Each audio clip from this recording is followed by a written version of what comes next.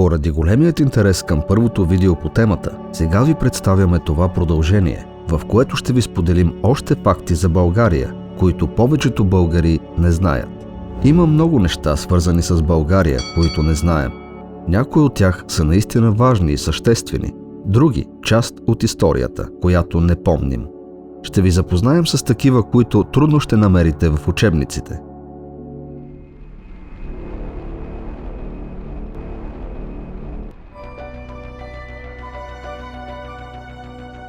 Започваме с един кратък, но много любопитен факт. България се нарежда на трето място в Европа по брой археологически паметници след Италия и Гърция. 19 февруари – Денят на освобождението на България. За първи път освобождението на България е чествано на 19 февруари 1879 г. в Велико Търново. Малко след 9 септември 1944 г. е обявен за шовинистичен празник и повече не се отбелязва. Вследствие постепенното реабилитиране на българския национализъм от Тодор Живков, денят започва отново да се отбелязва, но не като официален празник. Това се случва с решение на Политбюро на ЦК на БКП от 1978 г. по повод 100 годишнината от събитието. След падането на комунистическият режим е обявен за официален и национален празник през 1991 г. с решение на Народното събрание и от тогава се отбелязва всяка година на 3 март. Промяната в датата се дължи на преминаването от юлианския към григорианският календар. България на три морета. Преди да попадне под турско робство, страната ни е била двойно по-голяма. Тя е опирала на три морета – Егейско, Бяло море, Адриатическо и Черно море.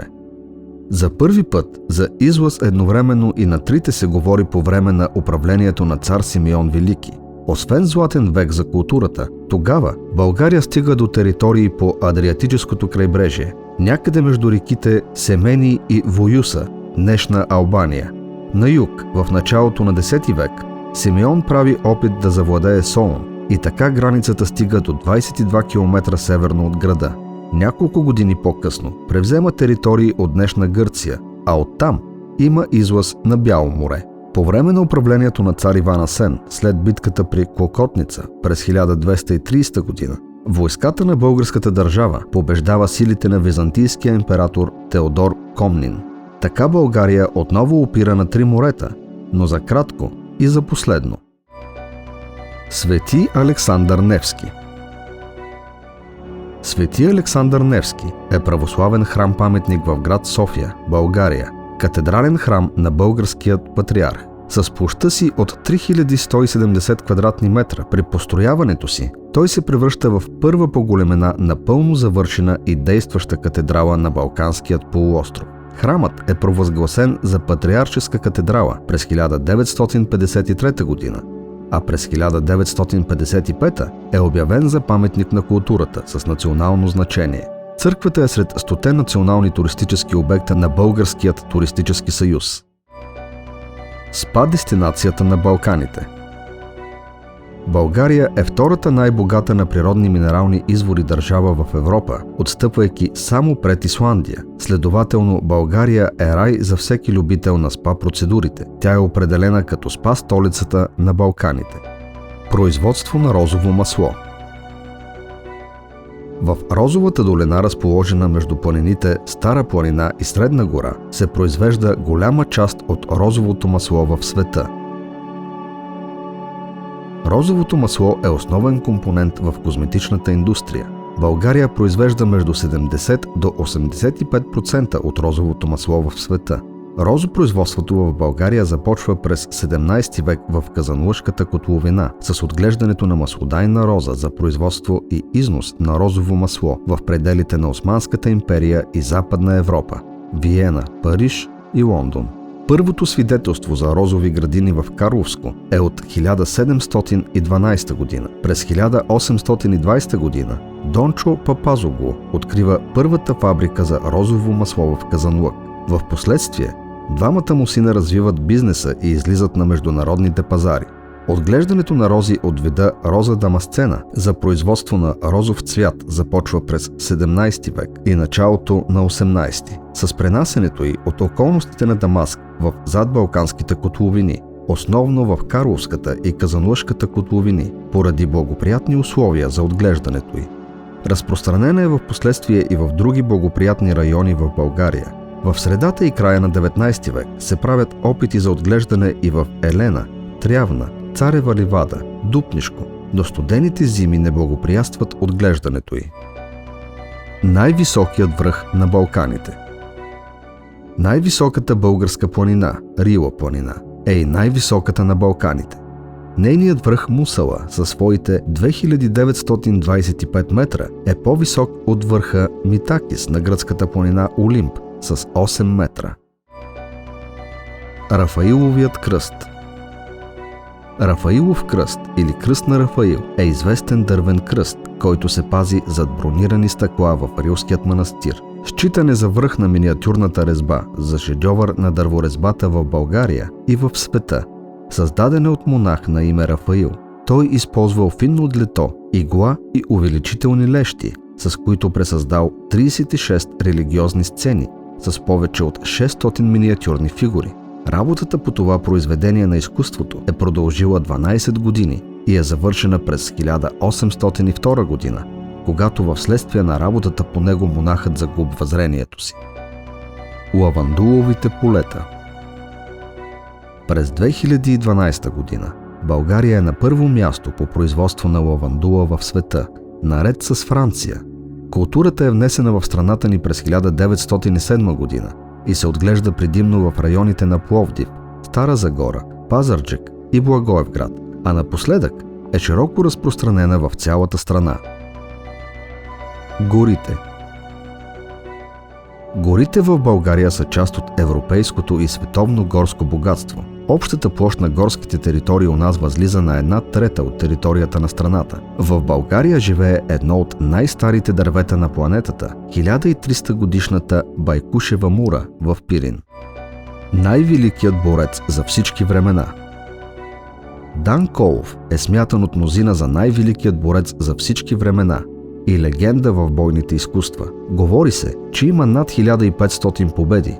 Официално записани обаче са 181 срещи, от които 75 победи, 62 загуби и 33 равни мача. През цялата си кариера е уговарян да смени гражданството си с американско, предлагано му е и австралийско, но до смъртта си той остава горд българин. Отказва предложенията за чуждо подданство с думите «Дан Колов е българин». Негови са и думите «Чувствам се силен, защото съм българин». Дончо Колов Денев е роден на 26 декември 1892 година в село Сенник, тогава Чадърлии, община Севлиево. Той е едва на 7 години, когато баща му умира от туберкулоза, което налага да стане пастир на волове, за да се прехранва. Напуска страната през 1905 година, едва 13 годишен, и заминава за Унгария. Работи като градинар в Будапеща. През 1909 година се среща с българският борец Никола Петров, който го съветва да замине за Съединените американски щати. За да се издържа, се занимава с всякаква работа. Камалин, строител в железниците, миньор. Започва кариерата си на борец, първо в организирани сред работници борби. Следва победа в цирк Виктория през 1914 година, когато директорът на цирка кани хора от публиката да премерят сили на арената с звездата Джеф Лоуренс, Циклопа. Дончо приема предизвикателството и успява да победи 106 килограмовия борец. Дан Колов си урежда професионални борби с менеджера Деви Харисън Хеметент и побеждава много от известните по онова време кичисти. Става професионален борец на 26 годишна възраст. Кичистът е висок 178 см и тежи 105 кг. През 1924 година на турнир в Япония паметна остава победата му над Джики Хиган, удушвача, идола на японската борба, непобеждаван като професионалист. През 1933 година е поканен от Раул Паоли, перекторът на Пале де Спорт, на големият турнир по кетч в Париж. Дан Колов побеждава наред всички свои противници, но на финала е болен и губи от френския шампион Анри Деглан човекът с 1000 хватки.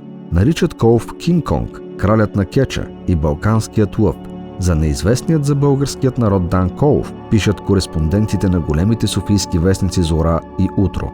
Следва покана в Брюксел, Белгия, за матч с португалския шампион на свободна борба Мигуеле Ди Оливера. Дан Коуф побеждава 122 кг португалец. Завръща се в Париж, откъдето заминава за Австралия, където побеждава Оле Риан и му отнема титлата. В Нова Зеландия побеждава шампиона на Великобритания Джордж Уокър. Участва в мачове в Африка. През април 1935 г. се завръща в България и пребивава до есента, като в този период участва в схватки в София, Пловдив, Плевен, Стара Загора и други. Заминава отново за Париж след покана от Раул Паоли за реванш с Анри Дегла, който освен европейски шампион по свободна борба, е вече притежател и на така нареченият диамантен пояс на кеча. Но при едно условие – той трябва да победи преди това всички останали противници. Дан Коуф се справя с това предизвикателство и на финала побеждава Анри Дегла, което му носи титлата европейски шампион и диамантен пояс на кеча. Победата е отразена в парижките вестници. Дан Коуф умира в България на 26 март 1940 г. от туберкулоза. Погребват го по негово желание в родното му село Сенник. Гробът му е обърнат към Балкана. Балкан срещу Балкан. Сред версиите за неговото заболяване има такава, че Дончо продължително време е бил умишлено тровен от френски лекари. Ако това видео ви е харесало, не пропускайте да изгледате и първата част в канала ни. Споделете в коментар кои важни факти за България пропуснахме в това видео. Не забравяйте да ни подкрепите, като споделите това видео и се абонирате за канала.